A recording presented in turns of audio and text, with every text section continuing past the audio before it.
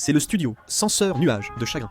Nous allons vous transmettre rapidement les nouvelles des manifestations en Iran. Comme l'a déclaré le président Trump, il a affirmé que si l'Iran tirait sur les manifestants, les États-Unis interviendraient, suggérant une action possible. Cependant, il n'est pas sûr que Trump agisse réellement face aux manifestations en Iran. C'est la province de l'Orestan en Iran. Il a été confirmé que la police iranienne a tiré sur les manifestants, causant la mort ou la blessure de dizaines de civils. Les manifestants en colère ont incendié un commissariat de police. Toujours dans la province de l'Orestan, les manifestants ont mis le feu au commissariat. Dans la province du Kurdistan en Iran, malgré la neige, la foule continue de manifester. Voici des images des manifestations en Iran. D'innombrables manifestants occupent les rues et protestent, tandis que les voitures à proximité klaxonnent en signe de soutien.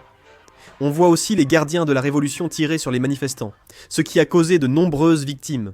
Lors des funérailles d'un citoyen tué lors des manifestations en Iran, la police iranienne a fait irruption et a tiré des gaz lacrymogènes sur les manifestants présents à la cérémonie, provoquant leur fuite. Actuellement, en Iran, les manifestations déclenchées par une grave crise économique se poursuivent pour le 6e jour.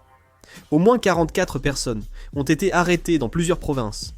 Le nombre de morts est passé à au moins 7, et les affrontements se sont étendus à plus de 35 villes.